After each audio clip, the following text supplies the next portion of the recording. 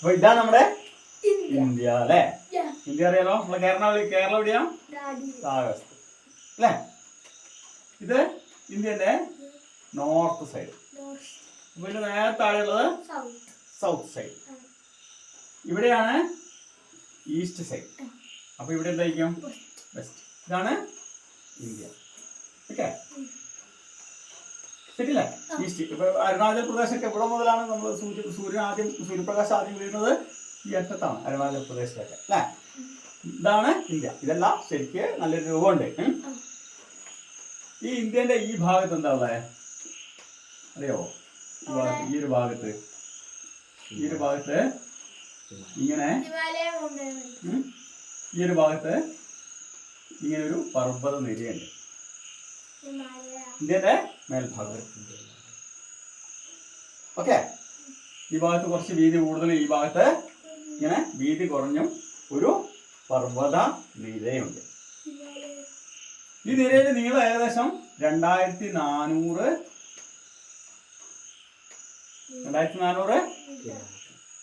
Kilometre ആണ്. 2400 കിലോമീറ്ററോളം ഇത് നീണ്ട് കിടക്കുന്നു. അത്രയും നീളത്തില് മടക്ക് പർവ്വതങ്ങളുടെ ഒരു നിരയുണ്ട്. ആ പർവ്വതങ്ങൾക്ക് പറയുന്ന പേരാണ് ഹിമാലയ പർവ്വതം. ഹിമാലയം. ഓക്കെ, ഇതാണ് ഹിമാലയ പർവ്വതം. ഹിമം എന്ന് പറഞ്ഞാൽ എന്താ? മഞ്ഞ് അല്ലേ? ആലയം എന്ന് പറഞ്ഞാലോ വീട്. ഹിമാലയം എന്ന് പറഞ്ഞാൽ അപ്പൊ അതിന്റെ ശരിക്കുള്ള അപ്പം മഞ്ഞിന്റെ വീട്. മഞ്ഞിന്റെ വീട് എന്നാണ് ഹിമാലയ എന്ന് പറയുന്നത്. ഇന്ത്യ മാത്രമല്ല, ഇതുപോലെ വേറെ മറ്റു കുറച്ച് രാജ്യങ്ങളും കൂടെ ഹിമാലയ പർവ്വതത്തിന്റെ കുറെ രാജ്യങ്ങളിലായിട്ട് വ്യാപിച്ച് കിടക്കുന്ന ഒരു പർവ്വത നിരയാണ് ഹിമാലയം. മനസ്സിലായോ? ഇന്ത്യന്റെ ഏത് ഭാഗത്താണെന്ന് മനസ്സിലായില്ലേ? ഇന്ത്യയുടെ നോർത്ത് വെസ്റ്റ് ആയിട്ട് കിടക്കുക. പക്ഷെ കുറെ രാജ്യങ്ങളില് 2400 കിലോമീറ്റർ എന്ന നീളത്തില് ചന്ദ്രക്കല പോലെ വ്യാപിച്ച് കിടക്കുന്ന പർവ്വത നിരയാണ് ഹിമാലയ പർവ്വതം. ഇതിനൊരു പ്രത്യേകത ഉണ്ട്. ഹിമാലയ പർവ്വതത്തിന്റെ പ്രത്യേകത ലോകത്തിലെ ഏറ്റവും വലിയ പർവ്വത നിരയാണ് ഹിമാലയം. ഒരു പർവ്വതമല്ല, ഒരുപാട് പർവ്വതങ്ങളുണ്ട്. ലോകത്തിലെ ഏറ്റവും വലിയ പർവ്വത നിരയാണ് ഹിമാലയ പർവ്വതം. പാകിസ്ഥാൻ നമ്മുടെ അയൽരാജ്യമല്ലേ? അഫ്ഗാനിസ്ഥാൻ, പിന്നെ നമ്മുടെ India. Okay, India, Pakistan, Afghanistan, Nepal, Bhutan, China,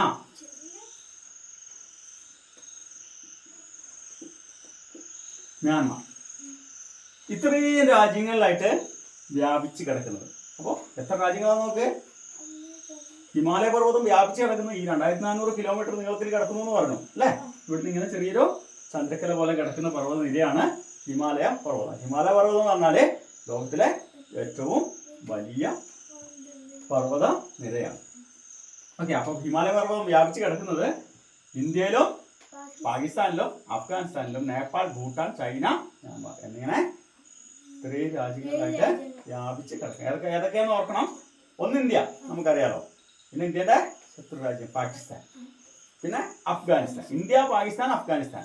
പിന്നെ ഏതോ നേപ്പാൾ, ഭൂട്ടാൻ, ചൈന, പിന്നെ മ്യാൻമാർ. ഇത്രയും രാജ്യങ്ങളിലായിട്ട് വ്യാപിച്ച് കിടക്കുന്നു. ഇത് ആരംഭിക്കുന്നത്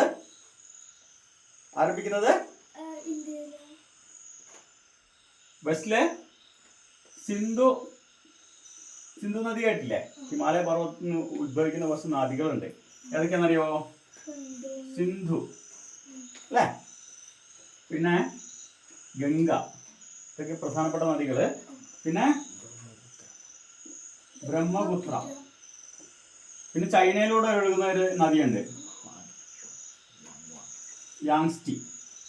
ഇതൊക്കെയാണ് ഹിമാലയൻ നദികളിലെ പ്രധാനപ്പെട്ട നദികളിൽ. ഏതൊക്കെയാ?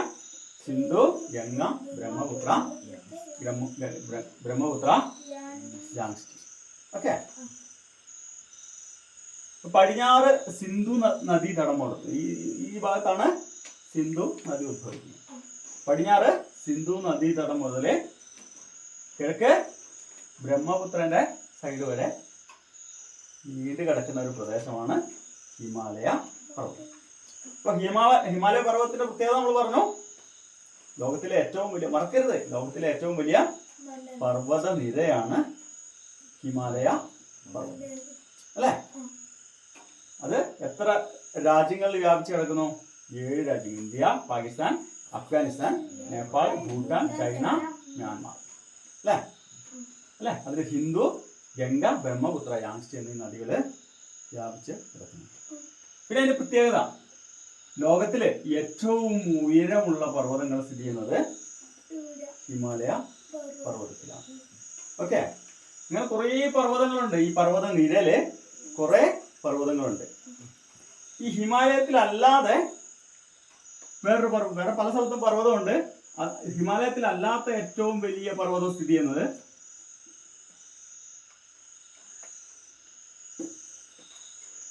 തെക്കേ അമേരിക്കയിലാണ്. തെക്കേ അമേരിക്കയിലെ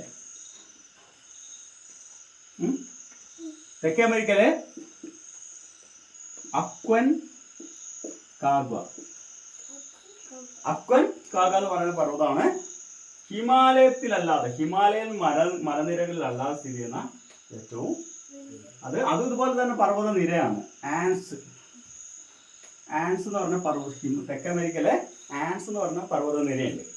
ഓക്കെ, ആൻസ് പർവ്വത നിരയിൽ സ്ഥിതി ചെയ്യുന്ന അക്വൻക്വാഗ എന്ന് പറഞ്ഞൊരു പർവ്വതം.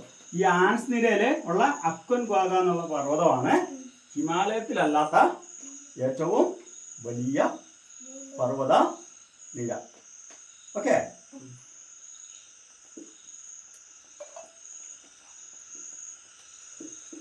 ഈ അക്വൻക്വാഗ എന്ന് പറയുന്ന പർവ്വതത്തിന്റെ ഉയരം 6962 മീറ്ററാണ്. എത്രയാ? ഞാൻ പറഞ്ഞു ഏറ്റവും വലിയ പർവ്വതങ്ങളുള്ളത് ഹിമാലയത്തിലാണ്. പക്ഷെ ഹിമാലയം കഴിഞ്ഞ് ഹിമാലയ പർവ്വതത്തിൽ അല്ലാതെ സ്ഥിതി ചെയ്യുന്ന തെക്കേ അമേരിക്കയില് ആൻസ്, ഈ ഹിമാലയ പർവ്വതം പോലെ തന്നെ ആൻസ് എന്ന് പറഞ്ഞ പർവ്വത നിരയുണ്ട്. ആൻസ് പർവ്വത നിരയില് ഏറ്റവും ഉയരത്തിലുള്ള പർവ്വതമാണ് അക്വൻക്വാഗ. അതിന്റെ ഉയരം 6962 മീറ്ററാണ്. ഓക്കെ, പക്ഷെ ഹിമാലയത്തിലുണ്ടല്ലോ, ഈ ഹിമാലയ പർവ്വത നിരയില് 7200 മീറ്ററുള്ള 100ൽ കൂടുതൽ പർവ്വതങ്ങളുണ്ട്. മനസ്സിലായോ? ഹിമാലയം കഴിഞ്ഞാല് തെക്കേ അമേരിക്കയിലുള്ളത് 2ാം സ്ഥാനത്താണ് ഇത് വിട്ടിട്ട്. പക്ഷെ ഹിമാലയത്തിൽ തന്നെ 7200 മേലെ ഉയരമുള്ള 100ഓളം പർവ്വതങ്ങൾ ഉണ്ട്. ഓക്കെ അല്ലേ? ഹിമാലയ പർവ്വതത്തിന്റെ വലിപ്പം മനസ്സിലായോ? ഹിമാലയത്തിന്റെ അർത്ഥം എന്തായിരുന്നു? ഹിമാലയം, മഞ്ഞിന്റെ ദ്വീപ്. എന്നാല് ഈ ഹിമാലയ പർവ്വതത്തിലുള്ള ഏറ്റവും വലിയ ഒരു കൊടുമുടിയുണ്ട്. ഏതാ? എവറസ്റ്റ് കൊടുമുടി. Very good. എവറസ്റ്റ് കൊടുമുടി അല്ലെങ്കിൽ മൗണ്ട് എവറസ്റ്റ് അല്ലേ? ഹിമാലയത്തിലെ ഏറ്റവും വലിയ, അതായത് ഹിമാലയത്തിലല്ല, ലോകത്തിലെ തന്നെ ഏറ്റവും ഉയരമുള്ള കൊടുമുടിയാണ് മൗണ്ട് എവറസ്റ്റ്. അതിന്റെ ഉയരം എത്രയാണെന്ന് അറിയാമോ? ഉയരം അറിയാമോ? അതിന്റെ ടോപ്പ് 8848.86 മീറ്ററാണ്. എത്ര ഹൈറ്റ്? 8848.86. ഓക്കെ, അത് ഉയരം കണക്കാക്കുന്നത് സമുദ്രനിരപ്പിൽ നിന്നാണ് കേട്ടോ.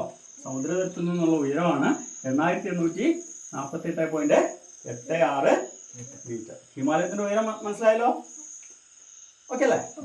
ഇത്രയാണ് ഹിമാലയത്തിന്റെ ഉയരം. അത് അടിയിൽ പറയുകയാണെങ്കിൽ 29,031 ഫീറ്റ്. 29,031 ഫീറ്റ്. നമുക്കറിയാം ഒരു കെട്ടിടത്തിന്റെ ഉയരം, ഒരു കെട്ടിടത്തിന്റെ ഉയരം എന്ന് പറഞ്ഞാൽ ഒരു നില കെട്ടിടത്തിന്റെ ഉയരം 10 ഫീറ്റാണ്. 10 ഫീറ്റാണ് ഒരു നില കെട്ടിടത്തിന്റെ ഉയരം.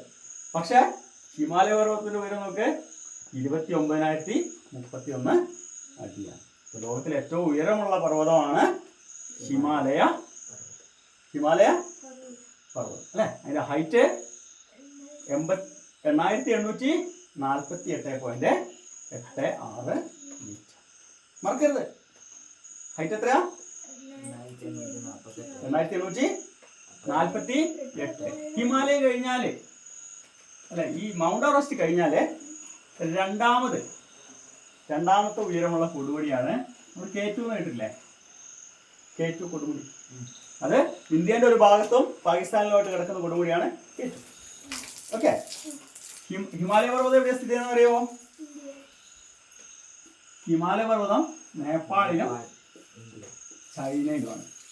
ഹിമാലയ പർവ്വതമല്ല, സോറി, എവറസ്റ്റ് നേപ്പാളിന്റെ ഭാഗത്ത്, നേപ്പാൾ ചൈന അതിർത്തിയിൽ സ്ഥിതി ചെയ്യുന്ന പർവ്വതമാണ് എവറസ്റ്റ്. അതുപോലെ ഇന്ത്യന്റെ പാകിസ്ഥാനിലേക്ക് അതിർത്തിയിൽ സ്ഥിതി ചെയ്യുന്നതാണ് മൗണ്ട് K2. അത് 8611 മീറ്ററാണ് മൗണ്ട് K2. ഏറ്റവും ഉയരമുള്ള പറഞ്ഞു ഏതാ? ഹിമാലയ പർവ്വതം 8848.86 മീറ്റർ. രണ്ടാമത് ഏറ്റവും ഉയരമുള്ള ലോകത്തിലെ പർവ്വതമാണ് മൗണ്ട് K2. അതിന്റെ ഉയരം 8611 മീറ്ററാണ്.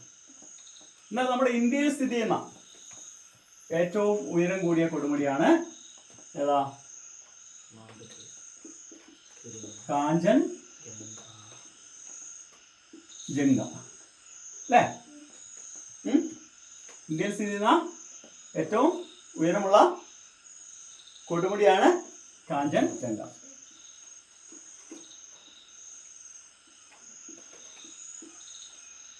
ഈ കാഞ്ചൻജംഗയുടെ ഉയരം 8586. ഓക്കെ, അമേരിക്ക കിടക്കുന്നതിന് അത്രേ ഉള്ളൂ. പക്ഷെ ഇന്ത്യ കിടക്കുന്ന കൊടുമുടിയുടെ ഉയരം 8586 മീറ്ററാണ്. നമ്മളൊന്നും പറഞ്ഞില്ല, നമ്മൾ എവറസ്റ്റിനെ പറ്റി, ഹിമാലയത്തിനെ പറ്റി ജസ്റ്റ് പറഞ്ഞു അല്ലേ? മഞ്ഞിന്റെ വീട്, അതായത് മഞ്ഞ് മൂടി കിടക്കുന്ന വലിയ മലനിരകളാണ് ഹിമാലയം. ഫുള്ള് ഐസുകളാണ് അല്ലേ? അതിലെ ഏറ്റവും വലിയൊരു കൊടുമുടിയുണ്ട്, അതിന്റെ പേരാണ് എവറസ്റ്റ് കൊടുമുടി അല്ലേ? എവറസ്റ്റ് കൊടുമുടിയുടെ ഉയരം പറഞ്ഞു 8848.86 മീറ്റർ അല്ലേ? എന്നാൽ രണ്ടാമത്തെ ഏറ്റവും വലിയ കൊടുമുടിയാണ് മൗണ്ട് K2. അത് 8611 മീറ്ററാണ് അതിന്റെ ഉയരം. ഇന്ത്യയിലെ ഏറ്റവും വലുത് കാഞ്ചൻജംഗ, അതിന്റെ ഉയരം 8586. ഈ ഹിമാലയ പർവ്വതത്തിന്റെ ഉയരം കണക്കാക്കിയത് ഓക്കെ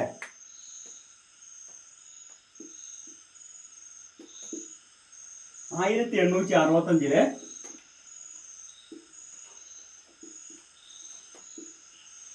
ഒരു ബ്രിട്ടീഷ് സർവേയർ ഉണ്ടായിരുന്നു.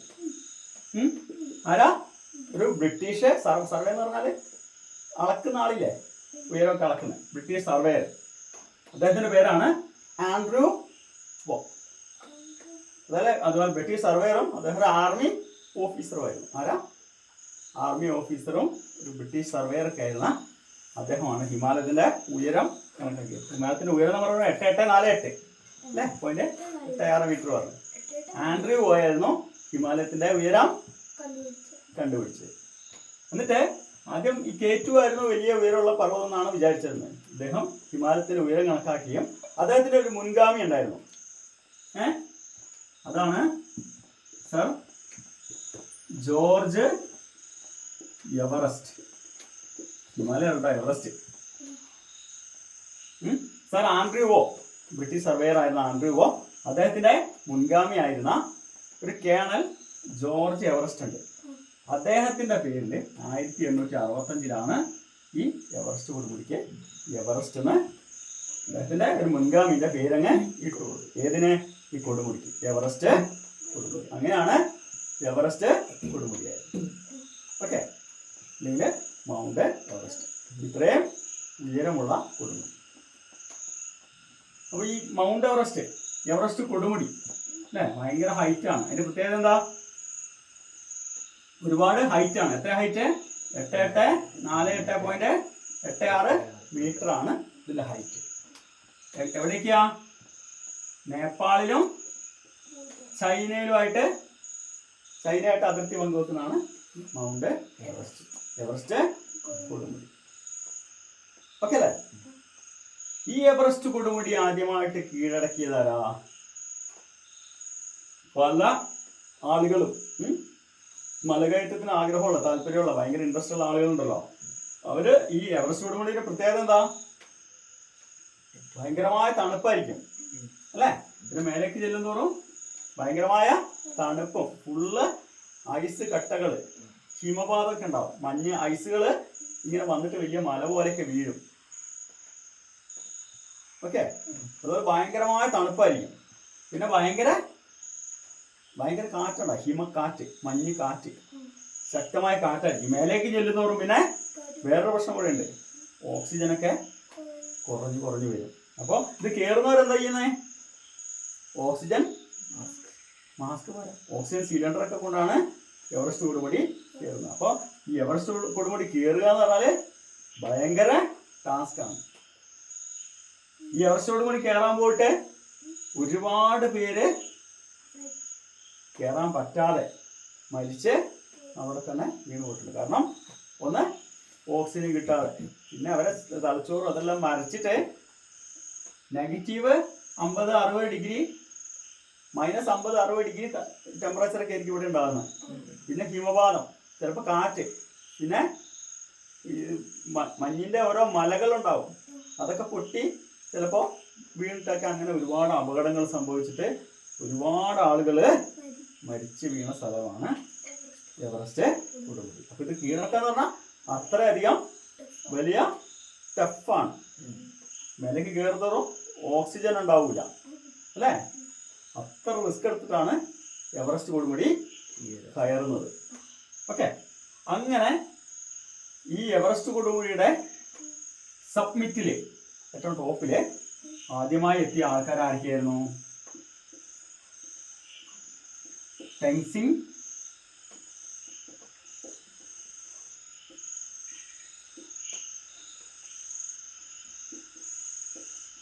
അറിയില്ല. എവറസ്റ്റ് ആദ്യമായിട്ട് കീഴടക്കിയത് ടെൻസിംഗ് നോർഗയും എഡ്മണ്ട് ഹിലാരി ആയിരുന്നു. അറിയാ? ടെൻസിംഗ് നോർഗയും എഡ്മണ്ട് ഹിലാരി. ഏത് വർഷമാണെന്ന് അറിയാമോ? 1953 മെയ് 29, 11:30 പകൽ സമയത്ത്. ഓക്കെ, ഇതിന് മുകളിൽ ആദ്യമായിട്ട് എവറസ്റ്റ് കൊടുമുടി കീഴടക്കാൻ വേണ്ടിയിട്ട് ഒരുപാട് പേര് അതുപോലെ ശ്രമിച്ചിട്ടുണ്ട്. ഈ മരിച്ച ആൾക്കാരുടെയൊക്കെ പ്രത്യേകത എന്താ അറിയോ? അവര് ശവമൊക്കെ അവിടെ കിടക്കുകയുള്ളൂ, ആരും എടുത്തിട്ട് വരാൻ പറ്റില്ല. കാരണം ഒരാൾക്ക് തന്നെ സ്വന്തം നടന്ന് കയറാൻ പറ്റില്ല, അത്രയധികം ദുഷ്കരമാണ് എവറസ്റ്റ് കീഴടക്കുക എന്നുള്ളത്. അപ്പോൾ മരിച്ചു കഴിഞ്ഞാൽ നമ്മൾ ഈ എവറസ്റ്റിൽ പോകുന്ന വഴിക്ക് ഇവിടേക്ക് ആൾക്കാരിങ്ങനെ മരിച്ചു കിടക്കുന്നുണ്ട്. മരിച്ചു കിടക്കുന്ന ആൾക്കാരെ അങ്ങനെ തന്നെ കിടക്കുകയുള്ളൂ. കാരണം അവിടെ ഐസിനകത്തല്ലേ കിടക്കുന്നേ, ആ ബോഡി അങ്ങനെ തന്നെ കാലങ്ങളോളം ഒരു കേടുപാടും ഇല്ലാതെ അങ്ങനെ തന്നെ കിടക്കും. അപ്പോൾ ഇതൊക്കെ കണ്ടുകൊണ്ടാണ് ആൾക്കാർ എവറസ്റ്റ് കീഴടക്കാൻ പോകുന്നത്. അങ്ങനെ ഈ റിസ്ക് എല്ലാം എടുത്ത് ആദ്യമായി എവറസ്റ്റ് കൊടുമുടിയുടെ ഉയരത്തിലെത്തിയ ആൾക്കാരാണ് ടെൻസിംഗ് നോർഗയും എഡ്മണ്ട് ഹിലാരി അല്ലേ? ഞാൻ പറഞ്ഞു, ഇത് നേപ്പാൾ, ചൈനയിൽ വ്യാപിച്ചു കിടക്കുന്നത്. പ്രധാനമായിട്ട് ചൈനയിൽ കൂടെ ഒരു കയറാം, അതുപോലെ തന്നെ നേപ്പാളിലെ രണ്ട് ക്യാമ്പുകളും ഉണ്ട്. ആ വഴിയും എവറസ്റ്റ് കീഴടക്കാൻ ഈസി. ഇപ്പോഴൊക്കെ ഒരുപാട് ആളുകൾ ആ ടൈം ആകുമ്പോൾ എവറസ്റ്റ് കൊടുമുടി കയറാൻ വേണ്ടിയിട്ട് പോകുന്നുണ്ട് കേട്ടോ. അപ്പോൾ നേപ്പാളിലെ 2 സ്ഥലത്ത് ക്യാമ്പുകൾ ഉണ്ട്. ആ ക്യാമ്പ് വഴിയാണ്. നേപ്പാളിന്റെ തലസ്ഥാനം ഏതാ? കാഠ്മണ്ഡു. നേപ്പാളിന്റെ തലസ്ഥാനമായ കാഠ്മണ്ഡു ഇല്ലേ? നേപ്പാളിൽ വന്ന് എവറസ്റ്റ് കീഴടക്കുന്ന മെയിനായിട്ട് ആളുകൾ വരുന്നത് നേപ്പാളിൽ വരെ കാഠ്മണ്ഡുവിൽ വന്നിട്ട് അവിടുന്ന് ചെറിയ ഫ്ലൈറ്റ് ഉണ്ട്, ചെറിയ വിമാനം. അവിടുന്ന് ചെറിയ വിമാനത്തിൽ വന്നിട്ട് ലുക്ലി എന്ന് പറഞ്ഞ സ്ഥലമുണ്ട്. ലുക്ലി എന്ന് പറഞ്ഞാൽ ചെറിയ എയർപോർട്ടാണ്. ചെറിയ വിമാനത്തിൽ വന്നിട്ട് ലുക്ലിയിൽ വരും. ലുക്ലിയിൽ വന്നിട്ട് എന്ത് ചെയ്യുന്ന ചോദിച്ചാൽ അവിടുന്ന് ഒരാഴ്ചയോളം ഈ മഞ്ഞ മലകൾ കയറിയിട്ട് വേണം എവറസ്റ്റിന്റെ ആദ്യ ഒരു ക്യാമ്പുണ്ട്, അതിന് ബേസ് ക്യാമ്പ് എന്ന് പറയും. എവറസ്റ്റിലെ ബേസ് ക്യാമ്പിൽ വന്നിട്ട് താമസിക്കും. ഓക്കെ, എവറസ്റ്റിലെ ഈ ബേസ് ക്യാമ്പിൽ വന്നിട്ട് താമസിക്കും. അപ്പോൾ വരുമ്പോൾ വെറുതെ അല്ല, എവറസ്റ്റ് കയറാൻ വേണ്ടി മലകയറ്റക്കാർ കുറച്ച് പേരുണ്ടാവും. പക്ഷെ അവരെ സഹായിക്കാൻ വേണ്ടിയിട്ട് കുറെ ആളുകളുണ്ടാവും. എന്തിനാ? കാരണം ക്യാമ്പ് അടിക്കണമെങ്കിൽ ഇവര് ക്യാമ്പ് ഉണ്ടാക്കാനുള്ള സാധനങ്ങൾ സകലതും കൊണ്ടുവരണം, വേണ്ടേ? ക്യാമ്പിനുള്ള സാധനങ്ങൾ കൊണ്ടുവരണം, പിന്നെ കഴിക്കാനുള്ള ഭക്ഷണം കൊണ്ടുവരണം, പിന്നെ കയറാനുള്ള ഉപകരണങ്ങൾ എല്ലാം കൊണ്ടുവരണം. ഇതെല്ലാമായിട്ടാണ് എവറസ്റ്റ് കൊടുമുടി കയറാൻ വരുന്നത്. അപ്പോൾ അത് പുറത്തുനിന്ന് വരുന്ന ഒരുപാട് ആളുകൾ ഉണ്ടാവും എവറസ്റ്റ് കൊടുമുടി കയറാൻ വേണ്ടിയിട്ട്. ഇങ്ങനെ അതുപോലെ ഈ നേപ്പാളില് അല്ലെങ്കിൽ ടിബറ്റിലുള്ള ഒരു വിഭാഗം ആൾക്കാരുണ്ട്, ഈ എവറസ്റ്റിന്റെ പരിധിയിൽ താമസിക്കുന്ന ആളുകളുണ്ട്. കാരണം എവറസ്റ്റ് കൊടുമുടി കയറാൻ വരുന്ന ആളുകളെ സഹായിക്കാൻ വേണ്ടിയിട്ട് ഉള്ള ആളുകൾ, വെറുതെ അല്ല, നല്ല പൈസ പ്രതിഫലം വാങ്ങിയിട്ടാണ് ഇവര് എവറസ്റ്റ് കയറാൻ വരുന്നവരെ സഹായിക്കുന്നത്. നല്ല പൈസ മേടിക്കും, കാരണം അത്രയധികം, ഞാൻ പറഞ്ഞില്ലേ, മരിച്ചു പോകാൻ ഒരുപാട് ആളുകൾ മരിച്ചിട്ടുള്ള സ്ഥലമാണ് എവറസ്റ്റ്. അത്രയധികം പൈസ മേടിച്ചിട്ടാണ് ഇവര് ഈ കൂട്ടത്തിൽ പോകുന്നത്. കാരണം എന്തിനു വേണ്ടിയിട്ടാ? ഇവർക്ക് ആവശ്യമായിട്ടുള്ള ടെന്റുകൾ ഉണ്ടാക്കാനും അതുപോലെ ഏണിയൊക്കെ വെച്ച് വഴി സൗകര്യം ഒരുക്കാനും അതുപോലെ ഓക്സിജൻ സിലിണ്ടർ, ഭക്ഷണ സാധനങ്ങൾ, ഇതെല്ലാം ഈ ക്യാമ്പുകളിൽ കൂടി എത്തിക്കാൻ വേണ്ടിയിട്ട് ഭയങ്കര ടാസ്ക്കാണ്. അങ്ങനെ ഈ നേപ്പാളിൽ താമസിക്കുന്ന, ഈ എവറസ്റ്റിന്റെ പരിധിയിൽ താമസിക്കുന്ന കുറേ ആളുകളുണ്ട്. അവർക്ക് പറയുന്ന പേരാണ് ഷെർപ്പകൾ എന്ന് പറയും. അതായത് ഈ ചുമടെടുക്കാനും സാധനങ്ങൾ കൊണ്ടുപോകാനും പിന്നെ കോണി വെച്ചു കൊടുക്കാനും ഇവർക്ക് ആവശ്യമുള്ള വേണ്ട കാര്യങ്ങളൊക്കെ ചെയ്തു കൊടുക്കുക ഈ ഷെർപ്പകൾ. അപ്പോൾ ഈ എവറസ്റ്റിലേക്ക് കയറണമെങ്കിൽ കുറേ മേലേക്ക് കയറണ്ടേ? അപ്പോൾ ഒരു പ്രാവശ്യം നടന്നാൽ പോരാ, അവർക്ക് ഒരുപാട് പ്രാവശ്യം ചിലപ്പോൾ നടക്കേണ്ടി വരും. ഒന്ന് പോയി തിരിച്ചു വന്ന് അടുത്ത സാധനങ്ങൾ എടുത്ത് ഇങ്ങനെ ഓരോരോ ക്യാമ്പിൽ 3-4 ക്യാമ്പ് കഴിഞ്ഞിട്ടാണ് എവറസ്റ്റിന്റെ സബ്മിറ്റിൽ ടോപ്പിൽ എത്തുക.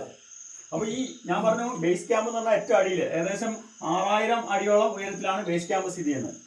ലുക്ലി എന്ന് പറഞ്ഞ സ്ഥലത്ത് നിന്ന് കാഠ്മണ്ഡുവിൽ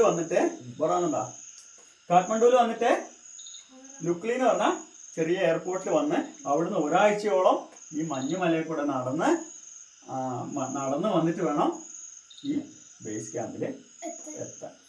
ബേസ് ക്യാമ്പിൽ വന്നിട്ട് എന്ത് ചെയ്യും? അവർ ടെൻ്റ് അടിക്കും. അവിടെ ആവശ്യമുള്ള സാധനങ്ങളൊക്കെ വെച്ച് അവിടുന്ന് ഭക്ഷണമൊക്കെ ഉണ്ടാക്കി കഴിച്ച് അവിടുന്ന് പെട്ടെന്ന് പോവില്ല, ഒറ്റയടിക്ക് കയറാൻ പറ്റില്ല. ബേസ് ക്യാമ്പിൽ കുറച്ച് നാൾ നിൽക്കും, എന്നിട്ട് ഇടയ്ക്ക് കുറച്ച് മേലെ കയറി പിന്നെയും താഴെ കയറണം. എന്തിനാ? ആ ഒരു കാലാവസ്ഥയായിട്ട് ബന്ധപ്പെടാൻ വേണ്ടിയിട്ട്. അതിയായ തണുപ്പായിരിക്കും. ഈ മഞ്ഞുമലയായിട്ട് പൊരുത്തപ്പെടാൻ വേണ്ടിയിട്ട് നമ്മുടെ ആരോഗ്യം, നമ്മുടെ ശരീരം അതിനനുസരിച്ച് മാറ്റിയെടുക്കാൻ വേണ്ടി കുറച്ച് നാൾ അങ്ങനെ താമസിക്കും. എവറസ്റ്റ് മലകയറ്റം എന്ന് പറഞ്ഞാൽ 1, 2, 3 മാസമൊക്കെ നീണ്ടു നിൽക്കുന്ന ഒരു ടാസ്ക്കാണ്. ഒരു ദിവസം കൊണ്ട് 2 ദിവസം കൊണ്ട് 3 ദിവസം കൊണ്ട് തീരുന്നല്ല. അപ്പോൾ ഇവിടെ വന്നിട്ട് കുറച്ച് നാൾ തങ്ങും. അങ്ങനെ ഈ എവറസ്റ്റ് കയറാൻ വരുന്നവർ സഹായിക്കുന്ന ആൾക്കാരെ പറയുന്നതാണ് ഷെർപ്പകൾ. ഷെർപ്പ എന്ന് പറഞ്ഞാൽ അവിടെ തന്നെ അവർ ഈ വരുന്നവരെയൊക്കെ സഹായിച്ച് ഇടയ്ക്കിടയ്ക്ക് മേലെ കയറുന്നതുകൊണ്ട് എവറസ്റ്റ് കയറാൻ പോകുന്നതുകൊണ്ട് അവർക്ക് അവിടുത്തെ കാലാവസ്ഥയായിട്ട് കുറച്ചുകൂടെ അഡ്ജസ്റ്റ് ചെയ്യാൻ പറ്റും.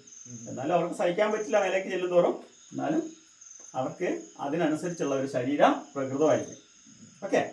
ഈ ടെൻസിങ് നോർഗെ എന്ന് പറഞ്ഞ ആള് ആദ്യം ഷെർപ്പയായിട്ട്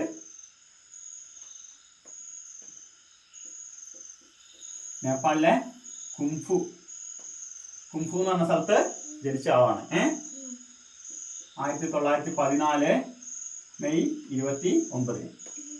ടെൻസിങ് നോർഗെ 1914 മെയ് 29 നേപ്പാളില് ജനിച്ച ആളാണ്. അത് കഴിഞ്ഞിട്ട് അദ്ദേഹം ആദ്യം ഷെർപ്പയായിട്ട്, അതായത് എവറസ്റ്റ് കയറാൻ വരുന്നവരുടെ ചുമടെടുക്കാൻ വേണ്ടിയിട്ട് പോവുകയും പിന്നീട് ആ ഷെർപ്പകളുടെ നേതാവൊക്കെ ആയിട്ട് പ്രവർത്തിച്ച ആളാണ്. ആദ്യമായി എവറസ്റ്റ് കീഴടക്കിയ ഒരാളായ ടെൻസിങ് നോർഗെ. എഡ്മണ്ട് ഹിലാരി ന്യൂസിലൻഡുകാരനായിരുന്നു. ന്യൂസിലൻഡിലെ ഓക്ലൻഡ് എന്ന് പറഞ്ഞ സ്ഥലത്ത് ജനിച്ച ആളാണ്. 1814 ന്യൂസിലൻഡിലെ ഓക്ലൻഡില്. അത് 1819 ജൂലൈ 20 ജനിച്ച ആളാണ് Edmund Hillary. Okay. Tenzing Norgay നേപ്പാളില് അല്ലേ? അദ്ദേഹം ഷെർപ്പയായിരുന്നു ആദ്യം. എഡ്മണ്ട് ഹിലാരിയോ പർവ്വതാരോഹനായിരുന്നു. അദ്ദേഹം ന്യൂസിലൻഡുകാരനായിരുന്നു. ഉണ്ടോ? ഈ ടെൻസിങ് നോർഗെ എന്നാ ജനിച്ചത്? 1814 മെയ് 29. എവറസ്റ്റ് എന്നാ കീഴടക്കിയത്? അതും മെയ് 29. 1953 മെയ് 29. ഈ എവറസ്റ്റ് കീഴടക്കുന്ന ഒരു ടാസ്ക് ഞാൻ പറഞ്ഞു. ആദ്യമായിട്ട് ബേസ് ക്യാമ്പിൽ വരിക, ബേസ് ക്യാമ്പിൽ വന്നിട്ട് കുറച്ച് താമസിച്ചു. പിന്നെ ഇങ്ങോട്ട് മൊത്തം എന്താണ്, ഐസിന്റെ വലിയ വലിയ പാളികളാണ്. അതിനിടയിലേക്കൊക്കെ വീണ് പോയി കഴിഞ്ഞാൽ പിന്നെ അത്രയും വലിയ ഗർത്തങ്ങളാണ് അല്ലേ, കിട്ടുമോ? എന്നിട്ട് അതിന് മേലെ കൂടെ ഏണിയൊക്കെ വെച്ചിട്ട് അങ്ങനെ പിടിച്ച് ആദ്യം ഈ ക്യാമ്പിൽ നിന്ന് രണ്ടാമത്തെ ക്യാമ്പിൻ്റെ അവിടെ വരെ വരും. പിന്നെ ചിലപ്പോൾ തിരിച്ചിറങ്ങും ആ കാലാവസ്ഥയായിട്ട് പരിചയപ്പെടാൻ വേണ്ടിയിട്ട്. അത് കഴിഞ്ഞ് പിന്നെ രണ്ടാമത്തെ സ്ഥലത്ത് വന്നിട്ട് രണ്ടാമത്തെ ക്യാമ്പിൽ താമസിക്കും കുറേ നാൾ. ഓക്കെ, അവിടെ ഇങ്ങനെ തങ്ങി പിന്നെ മേലെ കയറണ്ടേ, പിന്നെ കയറി മൂന്നാമത്തെ ക്യാമ്പിൽ കയറി അങ്ങനെ നാലാമത്തെ. അപ്പൊ തന്നെ പകുതി ആളുകൾ തിരിച്ചു പോകും, പറ്റില്ല, അത്രേ റിസ്ക് ആണ്. അങ്ങനെ കയറി ലാസ്റ്റ് ഈ സബ്മിറ്റിലെത്തുകയാണ്. 1848.86 മീറ്ററിലെത്തിയതാണ് ടെൻസിംഗ് നോർഗെ എഡ്മണ്ട് ഹിലാരി. എവറസ്റ്റിനെ കുറിച്ച് പറഞ്ഞാൽ മനസ്സിലായോ? ഇതാണ് എവറസ്റ്റ്. ഈ സബ്മിറ്റിന് തൊട്ട് താഴെ ഒരു സംഭവം ഉണ്ട്, ഇവിടെ കയറുന്നതിന് തൊട്ട് മുമ്പ്. അതിന് ഹിലാരി സ്റ്റെപ്പ് എന്നാണ് പറയുന്നത്. എവറസ്റ്റ് സബ്മിറ്റ് മേലെ എത്തുന്നതിന് തൊട്ട് മുമ്പുള്ള ആ സ്റ്റെപ്പിന് തന്നെ ഹിലാരിയുടെ പേരാണ് കൊടുത്തേക്കുന്നത്. ടെൻസിംഗ് നോർഗെ എഡ്മണ്ട് ഹിലാരി ഇല്ലേ, അതിന് ഹിലാരി സ്റ്റെപ്പ് എന്നാണ് പറയുന്നത്. ഓക്കെ, അതിന് തൊട്ട് താഴെയുള്ള ഭാഗമൊക്കെ ഡെത്ത് സോൺ എന്നാണ് പറയുന്നത്. ഹിലാരി സ്റ്റെപ്പിന് തൊട്ട് താഴെയുള്ള ഭാഗത്തിന് ഡെത്ത് സോൺ. കാരണം അവിടെ വായുവൊക്കെ തീരെ കുറവാണ്. ഓക്സിജൻ സിലിണ്ടറൊക്കെ ഇവിടെ എത്തുമ്പോഴത്തേക്കും ചിലപ്പോൾ കുറയും. ടെൻസിംഗ് ഹിലാരി കയറിയപ്പോൾ അങ്ങനെ ടെൻസിങ്ങിന്റെ ഓക്സിജൻ സിലിണ്ടറൊക്കെ ഓക്സിജനൊക്കെ കുറഞ്ഞായിരുന്നു. ഒരുപാട് ബുദ്ധിമുട്ടിയാണ് അവരവിടെ വരെ എത്തിയത്. ഓക്കെ, ഓക്സിജനൊക്കെ ഇല്ലെങ്കിൽ നമുക്ക് കിട്ടുന്ന ഓക്സിജന്റെ അളവ് വളരെ കുറവായിരിക്കും ഈ മലേന്റെ ഇവിടെ എത്തുമ്പോഴത്തേക്ക്. അതുകൊണ്ടാണ് ഡെത്ത് സോൺ എന്ന് പറയുന്നത്. അപ്പോൾ അവിടെ ഒരുപാട് പേരുകൾ ആളുകൾ അവിടുന്ന് മരണപ്പെട്ടിട്ടുണ്ട്. പക്ഷെ അത്രയും റിസ്ക് എടുത്തിട്ട് അതും കടന്ന് അത്ര റിസ്ക് എടുത്തിട്ടാണ് അവര് എവിടെ എത്തിയത്? എവറസ്റ്റ് കൊടുമുടി കീഴടക്കിയത്. ആരൊക്കെയാ? ടെൻസിംഗ് നോർഗെയും എഡ്മണ്ട് ഹിലാരി. എന്നിട്ട് എന്ത് ചെയ്തു? ഇവരൊരു 15 മിനിറ്റോളം എവറസ്റ്റിന്റെ മുകളിൽ, ഒരു ഏകദേശം 11 ആയപ്പോഴാണ് എവറസ്റ്റിന്റെ മുകളിൽ എത്തിയത്. എന്നിട്ട് ഒരുപാട് സമയം നിൽക്കാൻ പറ്റത്തില്ല, കാരണം അങ്ങനെയാണ് അവിടുത്തെ കാലാവസ്ഥ. പിന്നെ ഇവര് ഓക്സിജനൊക്കെ തീർന്നുകൊണ്ടിരിക്കല്ലേ. അപ്പോൾ ഒരു 15 മിനിറ്റോളം അവിടെ നിൽക്കുകയും എന്നിട്ട് ഈ ടെൻസിംഗ് അല്ല, എഡ്മണ്ട് ഹിലാരി, മറ്റവൻ നേരത്തെ പറഞ്ഞു ഷെർപ്പയായിരുന്നു ആദ്യം. ഈ ഹിലാരി ടെൻസിങ്ങിന്റെ ഫോട്ടോ ഒക്കെ എടുത്തു. അതാണ് പിന്നീട് ഹിലാരി ടെൻസിങ്ങിന്റെ ഫോട്ടോ ഒക്കെ എടുത്തു. അതാണ് പിന്നെ ആദ്യമായിട്ട് പ്രസിദ്ധീകരണങ്ങളിലൊക്കെ വന്നത്. ആദ്യമായിട്ട് എവറസ്റ്റ് കീഴടക്കിയ ആൾക്കാര് ടെൻസിങ്ങും ഹിലാരിയും. പക്ഷേ ഹിലാരി വളരെ നല്ലൊരു മനുഷ്യനായിരുന്നു. കാരണം അദ്ദേഹത്തിന്റെ സ്വന്തം ഫോട്ടോ എടുക്കാൻ ടെൻസിങ്ങിനോട് പറഞ്ഞില്ല. ടെൻസിങ്ങിന്റെ ഫോട്ടോയാണ് എടുത്തത്. അതാണ് പ്രത്യേകത. അദ്ദേഹത്തിന് പേരും പ്രശസ്തിയൊന്നും അല്ലായിരുന്നു വേണ്ടത്. അദ്ദേഹത്തിന്റെ ഒരു വലിയ ലക്ഷ്യമായിരുന്നു എന്ത്? എവറസ്റ്റ് കൊടുമുടി കീഴടക്കുക എന്നത്. എന്നിട്ട് അതായിരുന്നു അദ്ദേഹത്തിന് സന്തോഷം. അല്ലാതെ എന്നിട്ടും അദ്ദേഹത്തിന്റെ ഫോട്ടോ അല്ല എടുത്തത് ടെൻസിങ്. കാരണം ടെൻസിങ്ങിന് ഫോട്ടോ എടുക്കാനൊന്നും അറിയില്ല എന്ന് പറയുന്നു. ഓക്കെ, പക്ഷെ ഈ ടെൻസിംഗ് നോർഗെ എന്ന് പറഞ്ഞ ആള് ഒരു ഷെർപ്പയായിരുന്നു. എന്നിട്ട് പോലും ഈ എഡ്മണ്ട് ഹിലാരി, ശരിക്കുള്ള പർവ്വതാരോഹണം എന്ന് പറഞ്ഞത് എഡ്മണ്ട് ഹിലാരിയാണ്. അദ്ദേഹത്തിന്റെ കൂടത്തിൽ വന്ന ടെൻസിംഗ് നോർഗയ്ക്കും അദ്ദേഹത്തിന് അതേ ഇത് തന്നെ കൊടുത്തു, അതേ പ്രാധാന്യം തന്നെ കൊടുത്ത് ടെൻസിംഗ് നോർഗയെ സഹായിച്ച് എവറസ്റ്റിന്റെ ടോപ്പിൽ എത്തിക്കുകയും രണ്ടുപേരും, ഒരാളല്ല കീഴടക്കിയത്, രണ്ടുപേരും ഒരുമിച്ച് കീഴടക്കി. എവറസ്റ്റ് കൊടുമുടി കീഴടക്കി എന്നുള്ള പ്രശസ്തി നേടുകയും ചെയ്തു. അദ്ദേഹത്തിന്റെ വലിയൊരു ലക്ഷ്യമായിരുന്നു എവറസ്റ്റ് കൊടുമുടി കീഴടക്കുക. ഈ ടെൻസിംഗ് നോർഗെ 1952 ഈ എവറസ്റ്റ് കൊടുമുടി തന്നെ വേറെ സംഘത്തിൽ വന്നിട്ട്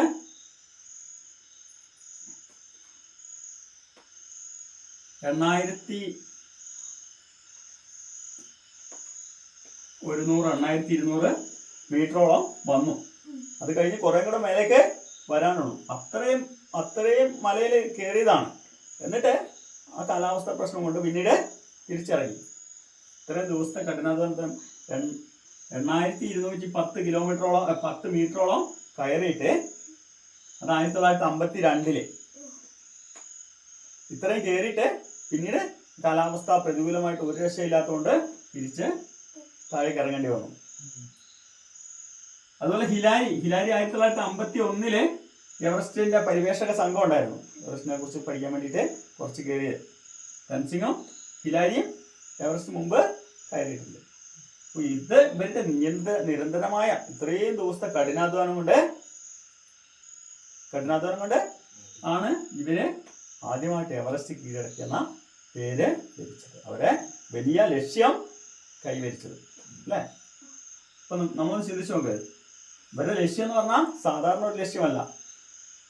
ലക്ഷ്യം പാളിപ്പോയിട്ടുണ്ടെങ്കിൽ എന്താ സംഭവിക്കുന്നേ? മരണം തന്നെ സംഭവിക്കും. കാരണം അത്ര അഡ്വഞ്ചറസ് ആണ്. മേലെ നിന്ന് ഈ ഭയങ്കര ഹിമ പാളികൾ ചിലപ്പോൾ വീണതായ മേലെ നിന്നും കാല് തെറ്റിക്കഴിഞ്ഞാല് 1000കണക്കിന് അടി താഴേക്കാണ് വീഴുന്നത്. ആരെയും രക്ഷിക്കാനുണ്ടോ? ആരും ഉണ്ടാവില്ല. ആരും പരസ്പരം രക്ഷിക്കില്ല. എല്ലാവരും ഒരാൾക്ക് തന്നെ സ്വന്തം നടക്കാൻ പറ്റില്ല. അപ്പോൾ അടുത്തയാളെ രക്ഷിക്കാൻ നിൽക്കില്ല. അത്രയും റിസ്ക് എടുത്തിട്ടാണ് അവരാ ലക്ഷ്യം നേടിയത്. ആ ലക്ഷ്യം നേടാൻ വേണ്ടിയിട്ട് അവരെന്താ ചെയ്തേ? ഒരുപാട് പ്രയത്നിച്ചു അല്ലേ. അതുപോലെ തന്നെ ഈ ലക്ഷ്യം നേടിയെടുക്കാൻ വേണ്ടിയിട്ട് അവര് ഏറ്റവും ആദ്യം ചെയ്തത് എന്തായിരിക്കും? അവരുടെ മൈൻഡിനെ ഫിറ്റാക്കി. ശരിയല്ലേ?